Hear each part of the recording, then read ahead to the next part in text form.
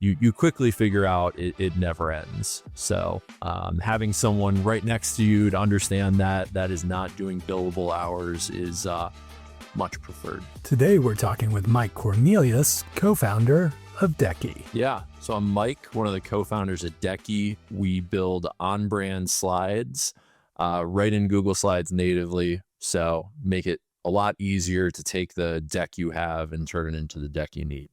I'm really excited to hear more about this because I see a ton of pitches and often the slides aren't the strongest component of the pitch. So what inspired you and your team to really dive in and address what is an obvious and prevalent problem in the industry? Yeah. So my background, I've had sales teams, operations teams for a bunch of startups. And when we would meet with customers, I'm sure everyone's familiar with the process.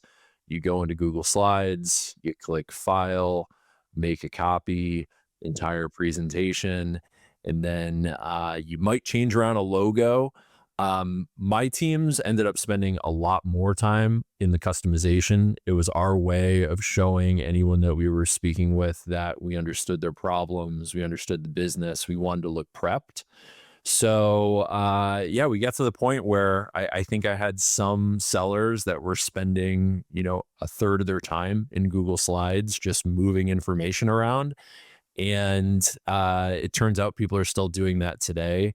A lot of the AI slide solutions are fantastic if you don't have an existing brand. But if you have a branded deck and you need to maintain continuity, you're stuck with what I just described. So we wanted to build a solution that could work for corporations or sellers or anyone that needs to give an internal presentation, but it needs to look on brand. Oh, that's great too. Yeah. I often think of like startups having all the problems with the deck, but I do realize that there are companies that use slide decks all the time. It's consultants or otherwise that are building those things and customizing them on the fly. So it's great to hear about this solution. I was curious, we had the chance to chat a little bit before, but I was curious, is it still fairly manual, or are you looking to provide dynamic assets? Like, how does that part of it? So this is as simple as we took an existing product from our previous startup that users really liked. And we thought, how can we make this usable and accessible to people? Time to value be like really, really quick. So it is as simple as sharing an existing deck. You then can write a prompt or upload any file and you will get your on-brand slides. So we tried to make it as painless as possible. We do have another product. If someone wants to go deeper, they want to integrate CRM data or product data into presentations. Like traditional use case for that would be if you have to automate hundreds of QBR decks and, everyone wants to feel special and make sure that, that deck is custom to them. We have that functionality, but the free product, you're going to be able to get a little bit of a taste of that pretty quickly. Shifting gears a little bit, you touched on, startup you'd worked on before. I often find founders are the best mentors for other founders, either as peers or experts who've been there before. So what's one piece of advice you would give to a startup founder who might be listening to this? Personal advice on things not to do. I wouldn't recommend hiring like an offshore dev team if you're trying to get your first product out.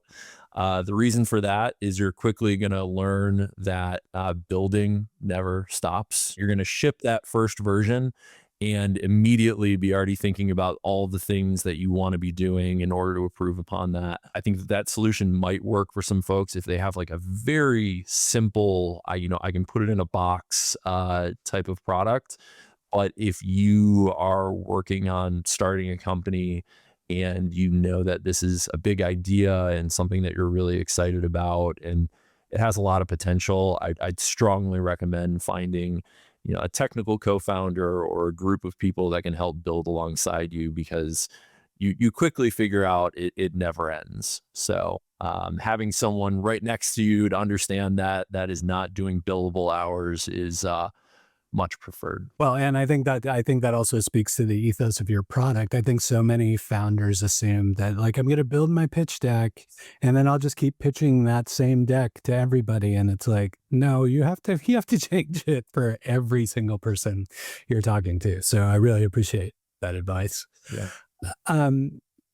In terms of just, I had originally thought of this as more of a like startup resource, but what I've decided is like some founders have resources that have nothing to do with their startup that are things that they use on a consistent basis that help either keep them healthy or engaged or whatever. So as a founder, what is kind of one go-to resource that you use consistently that you couldn't do without? Yeah, it might not be the most professional one, but the Fireship YouTube channel, everyone follows that. I mean, startup life can be so serious. It can be so regimented. I prefer, in my free time, going to stand-up comedy shows, finding laughs where I can get them. And so anybody who's bringing humor to everything that's going on in this world, you've caught my attention. But yeah, the Fireship YouTube channel, they post pretty regularly on all of the updates going on in tech.